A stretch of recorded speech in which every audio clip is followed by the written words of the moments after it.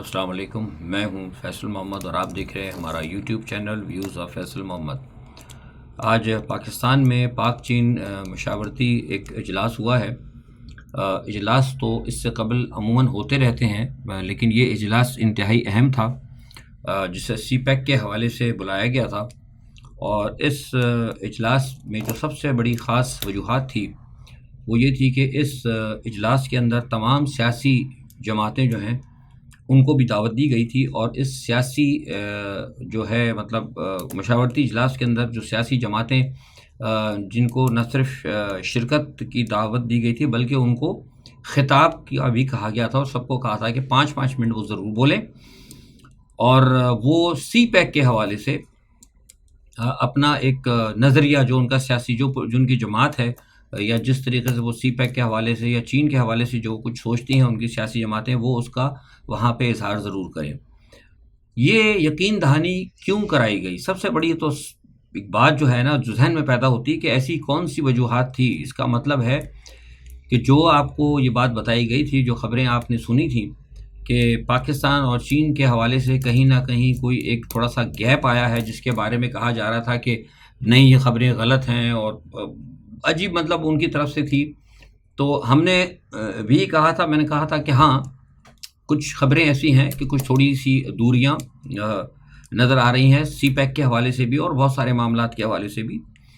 तो वो बुनियादी तौर पर ये आज का जो इजलास है इस हवाले से इंतहाई अहम था, वरना अदरवाइज़ तो आपको पता है ज़रूरत तो नहीं थी कि सारे सियासी जमातों को बुलवाया जाए और उनसे ये कहलवा जाए कि वो सी पैक के बारे में क्या कहते हैं। यानी सी पैक जो है चीन के हवाले से यहाँ बहुत अहम है। तो ये मकसद बुनियादी तौर पर चीन को यकीन दहानी करानी थी कि कोई भी सियासी जमात होगी, किसी भी सियासी जमात का कोई अलायंस होगा, वो हम यकीन दहानी कराते हैं आपको कि वो हम सी पैक को हर सूरत में प्रायोरिटी देंगे, क्योंकि ये ख़तरा है कहीं ना कहीं को। और ये हकीकत भी है कि पाकिस्तान के अंदर जितनी भी सियासी जमातें हैं अमूमन ज़्यादातर मां सिवाय पीटीआई को छोड़कर वो सब जो है कहीं ना कहीं अमेरिकन पे रोल के ऊपर चलती हैं। ये बड़ी मैं खुलकर ये चैनल आपको सच्ची सच्ची बात बताएगा, यहाँ कोई ढकी छुपी बात नहीं होती। तो बुनियादी तौर पर ये बात चीन को भी पता है और सारे जो मामला जिस तरह वो चाइना ने देखे वो उसी बुनियाद के ऊपर सारी बात की गई, क्योंकि यहाँ से तो हमेशा कहा जाता है कि चीन की दोस्ती जो है पाकिस्तान की दोस्ती हिमालय से ऊंची है। तो मुझे आज किसी ने कहा भी था सुबह, तो मैंने कहा था कि भाई वो चीन की और पाकिस्तान की दोस्ती हिमालय से ऊंचा ना लेके जाए, हिमालय तो बहुत ऊंचा है। आप जो अमेरिका का जो है ना लिबर्टी ऑफ स्टैचू उसके बराबर ले आए बस काफ़ी है। उतना ऊंचा ना जो हिमालय बहुत ऊंचा है, वो तो बड़ी हज़ारों मीटर पता नहीं कितने फीट लंबी है ऊंचा है, उधर जाने की क्या ज़रूरत है। बस इतना जो है ना 92 या 93 मीटर है मतलब अमेरिका का जो लिबर्टी स्टैचू है। मैंने कहा बस वहीं तक आप रखें अपनी दोस्ती का पाकिस्तान, या ऊपर तो ख़राब ले जा ही नहीं सकते, हिम्मत ही नहीं है आपकी, तो इतना ही रख लें तो गनीमत है। लोग समझ गए होंगे जो मेरा कहने का मकसद है। तो बुनियादी तौर पर ये इसलिए था। उसके बाद जो है फिर वो हमारे जो चीन की जो आला सतही वफ़द जो आए थे उनकी जो क़यादत जिन्होंने की, उन्होंने फिर जाके आर्मी चीफ से भी मुलाकात की। ज़ाहिर सी बात है जब तक आर्मी चीफ से अगर मुलाकात ना करें तो कोई मामला तो आपको पता चलता ही नहीं है पाकिस्तान में। मतलब जो कुछ उन लोगों ने कहा फिर उसके ऊपर तस्दीक जो है हमारे चीफ से ज़रूरी होती है। तो ये मतलब पाकिस्तान का सिस्टम है बदनसीबी से कि मतलब यहाँ पे सियासतदानों को, सियासी जमातों को कोई इतनी अहमियत नहीं होती। एक हाइब्रिड सिस्टम है जो चल रहा है अभी तक, और इस मुल्क की नाकामी की वजह भी यही हाइब्रिड सिस्टम है। खैर बहरहाल क्या कह सकते हैं। तो ये जो है मामला वहाँ पर हुआ है। और मुझे पाकिस्तान से तो अब आजकल ख़बरें जो है ना बहुत कम ही मिलती हैं, और मिलती भी तो औंधी सीधी मिलती हैं, सीधी सी बात सही बता रहा हूँ। चीन से जो कुछ ज़राए वो बताते हैं कि यहाँ पाकिस्तान की तरफ से उनको यकीन दहानियाँ कराई गई हैं और ये सारा जो इजलास था इसी पस मंज़र में था। और ये भी कहा गया है दोबारा इनसे, जो हम आला सतही वफ़द आया था उनसे कहा था कि देखिए भाई आप हम तो बिल्कुल चीन के साथ सही हैं, सिंसियर हैं, जो भी तरीक़ेकार है आप हमारी ब्रिक्स के अंदर जो हमारी दरख्वास्त गई है उसके ऊपर जो है ना आप जल्द से जल्द इनिशिएटिव लें। और ये बात आपको ये चैनल मुसलसल बताता रहा है कि ब्रिक्स के अंदर जाने में सबसे पहले जो इनको ब्लॉकिंग होगी वो रशिया और भारत दोनों करेगा। इनको रूस और भारत, क्योंकि और ये मैं आपको बता रहा हूँ पाकिस्तान के चाइना के साथ कितने अच्छे ताल्लुकात हो जाएं,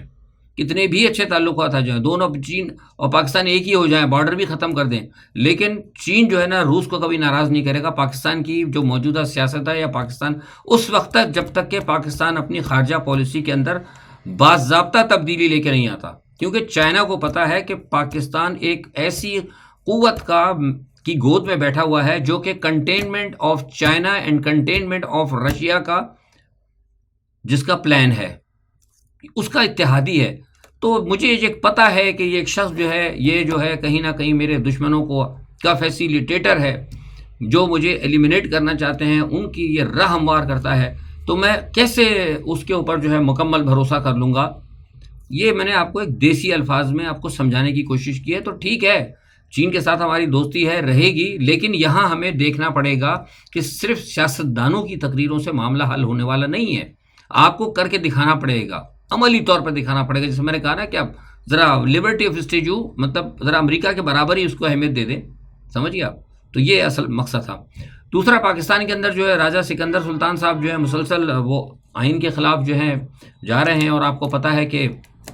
میں آپ کو بتا چکا ہوں، اور بھی لوگ بہت سارے کہہ چکے ہیں کہ راجہ سکندر سلطان صاحب جو ہے نا، وہ انہوں نے آئین کے جس طرح انہوں نے دھجیاں بکھیری ہیں، کس کے کہنے پہ بکھیری ہیں مجھے نہیں پتہ نہیں کون ہے کس کے کہنے پہ بکھیرتے رہیں۔ شاید ہو سکتا ہے یہ سسٹم جو چل رہا ہے ان کے تحت وہ کرتے ہوں یہ کام۔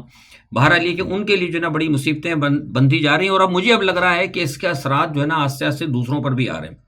قاضی فائز عیسیٰ کے بارے میں بھی یہ خبر آنا شروع ہوئی ہے۔ میں نے آپ سے کہا تھا، کل بھی پرسوں بھی کہا تھا کہ قاضی فائز عیسیٰ جو ہے کہیں نہ کہیں سٹینڈ کرتے ہیں موجودہ اسٹیبلشمنٹ اور موجودہ حکومت کے موقف کے ساتھ، لیکن حالات جو ہے نا وہ کسی بھی طریقے سے ان کے قابو میں نہیں آ رہے۔ خاص طور پہ جب سے یہ چائنا کا مسئلہ ہوا ہے، اور جس دوسرے طریقے سے سارے کے سارے جو ابھی معاملات ہوئے ہیں، دنیا کے اندر نئی صف بندیاں ہو رہی ہیں، اور بھارت سے جو خبریں چلنی شروع ہوئی ہیں، تو یہاں پہ جو کچھ ادارے ہیں نا بڑے، مطلب سپریم کورٹ بھی ایک بہت بڑا ادارہ ہے، اسٹیبلشمنٹ کا ادارہ ہے، اور دوسرے بڑے بڑے ادارے ہیں، تو وہ سارے جو ہے نا اب یہ سوچنے میں مجبور ہو گئے کہ یہ انہوں نے جو ایک چلایا تھا نا سیٹ اپ، عمران خان کو ہٹا کے اور دھکا شاہی کر کے چلانے کا، وہ لگ رہا ہے کہ کام ان کا کامیاب نہیں ہوگا، بلکہ بہت ساری چیزیں جو ہے نا ان کی مصیبتیں ان کے گلے پڑیں گی۔ بجٹ کا مسئلہ جو ہے، بجٹ انہوں نے پاس کروا لیا ہے، بجٹ پاس کروانا ہے، کیسے پاس کرواتے ہیں؟ اتنی مہنگائی ہوگی، کیسے اس کو چلائیں گے؟ کوئی آدمی پیسہ دینے کے لیے ان کو تیار نہیں ہے، کوئی پیسہ ابھی تک آ نہیں رہا، تو کیا ہوگا، کیسے چلے گا؟ لہٰذا اب ان کے بھی آہستہ آہستہ جو ہے نا حوصلے اب جواب دینے لگے،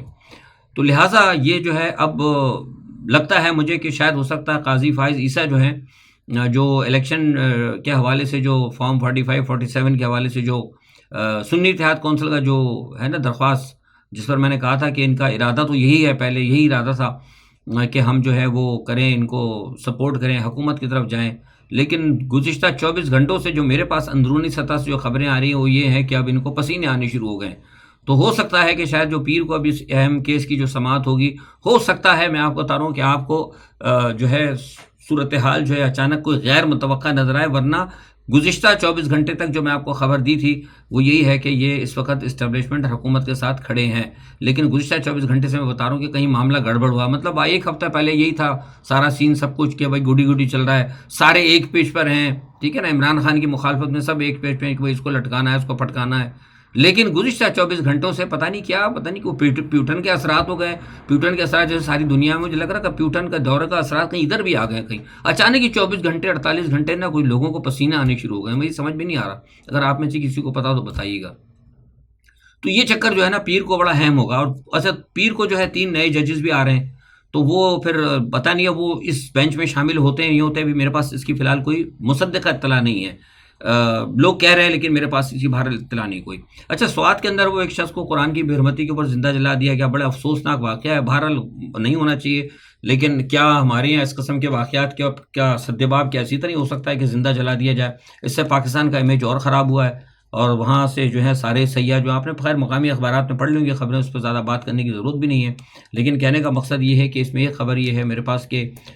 وہاں کے کچھ لوگ جو ہے نا، جو اینٹی پی ٹی آئی ہیں، جو اینٹی مطلب جو گنڈا پور کی جو حکومت کے خلاف ہیں، انہوں نے مزید کوشش کی کہ حالات کو خراب کیا جائے، مزید وہ کوشش کر رہے ہیں، مجھے اطلاع دی کسی نے، کچھ لوگ 2 آدمی نے، اہم لوگوں نے ذرائع نے اطلاع دی کہ وہ چاہ رہے ہیں کہ حالات مزید خراب ہوں، تاکہ وہاں پہ جو ہے پھر وہ کچھ ایسا سلسلہ کریں کہ بھئی یہی ایک ایشو بنا کر اور گنڈا پور کی حکومت کو رخصت کر دیا جائے کہ بھئی یہاں پہ حالات بہت زیادہ خراب ہو گئے، فسادات ہو گئے تھے، اور پولیس اسٹیشن تو جل گیا ہے، معاملہ خراب ہو گیا، یہ حکومت کنٹرول نہیں کر پاتے، لہٰذا گورنر راج لگا دیا ہے۔ کچھ اس قسم کی باتیں بھی کچھ لوگ کر رہے ہیں، مجھے پتہ لگی تھی، لیکن جو بات کرنے والے ذرا مصدقہ ہیں، تو لہٰذا میں نے کہا کہ یہ بھی آپ سے میں گوشت گزار کر دوں۔ دوسری جانب وہ وہاں معاملہ چل ہی رہا ہے ان کا، وہ بجلی کے حوالے سے، اب یہ ہے کہ وابڈا کے اوپر سننے میں خبر آئے کہ وابڈا کے اوپر جو ہے دفاتر جو وہ فوج کے حوالے کر دی گئے۔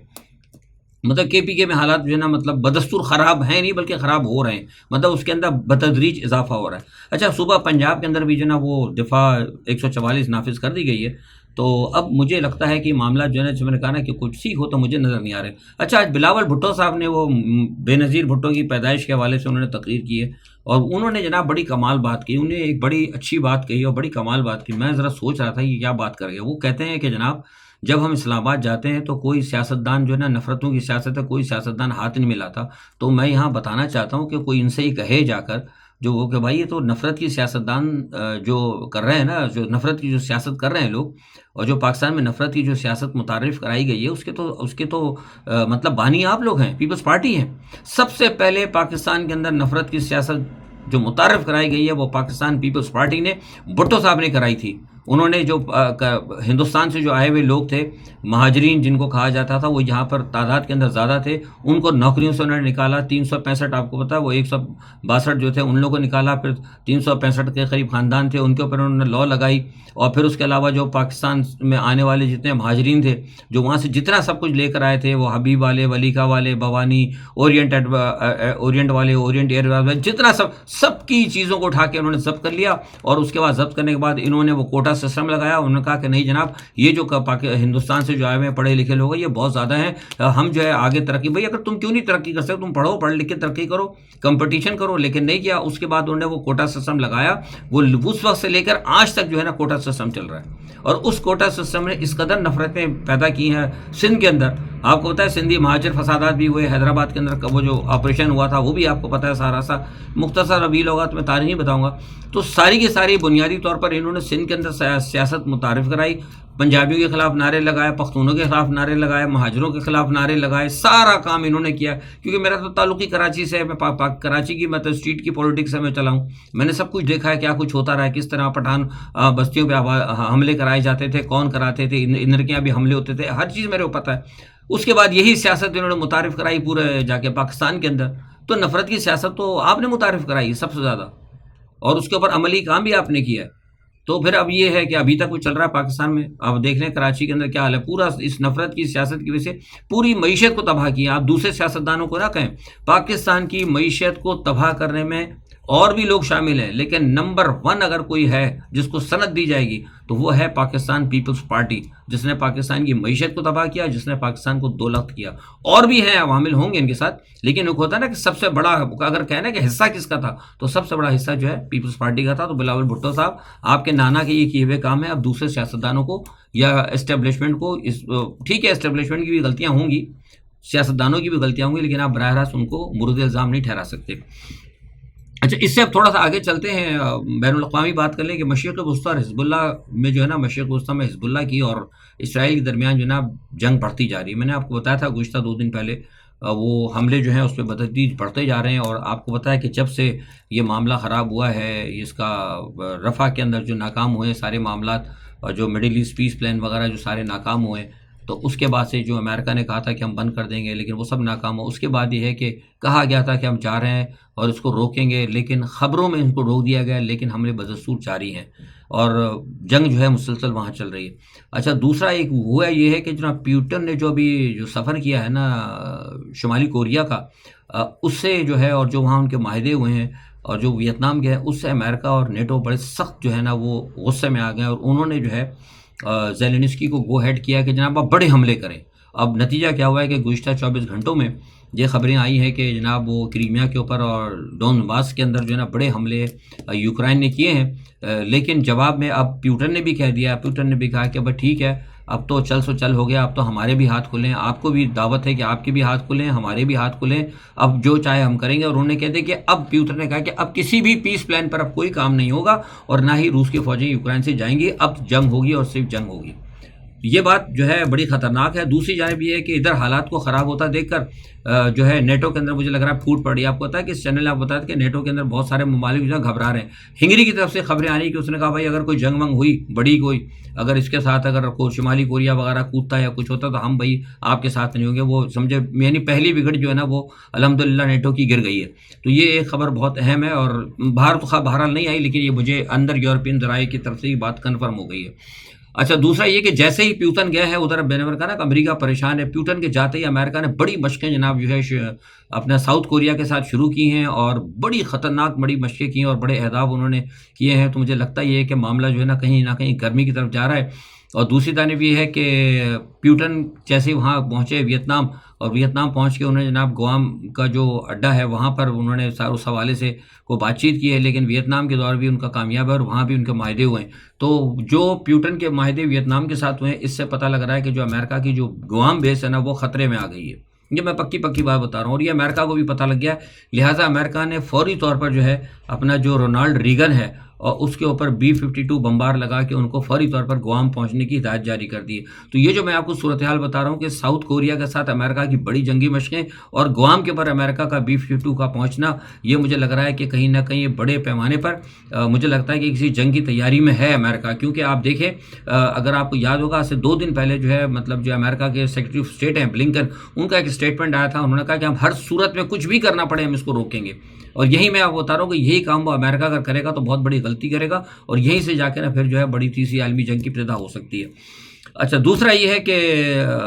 پیوٹن نے ایک بات اور کہہ دی ہے، انہوں نے کہہ دیا کہ شمالی کوریا کو جو ہے ہم جدید ترین جو ہے نا F-400 جو ہے وہ ہم دیں گے ان کو. اور ساتھ میں انہوں نے ویتنام کو بھی کہہ دیا کہ ویتنام کو بھی بھرپور طریقے سے جو ہے بڑے لانگ رینج میزائل جو ہیں ان کو دیے جائیں گے، اور وہاں سے بھی معاہدہ ہو گیا ہے. تو مجھے لگتا ہے کہ یہ جو ہے نا پیوٹن کا جو دورہ ہے نا، یہ اس نے علاقے کے اندر جو ہے نا بڑے زبردست اثرات پیدا کرنے شروع کر دیے، اور یہ جنگی اثرات ہیں. تو بہرحال میں اس پہ میرا جو اگر تجزیہ ہے وہ یہی ہوگا. میں اخبارات میں انٹرنیشنل پریس میں بھی بات کرتا رہا ہوں، کل بھی ایک جگہ میری بات ہوئی 2 جگہ، اور اس پہ میں نے یہی کہنا ہے کہ اگر جو کچھ اگر اس وقت اگر پیوٹن کی طرف سے اگر ہو رہا ہے، یا اگر کوئی بڑی اگر جنگ ہو جاتی ہے اس تمام صورتحال کی وجہ سے، تو اس کا تمام ذمہ دار جو ہے وہ امریکہ ہی ہوگا، امریکہ اور نیٹو ہوگا. کیونکہ امریکہ اور نیٹو نے ہی رشیا کو پیوٹن کو کہا تھا کہ وہ پرووک کیا کہ وہ اس طرف جو ہے اپنے قدم بڑھائے. آج کے لیے اتنا ہی. اپنا بہت خیال رکھیے گا. اللہ حافظ.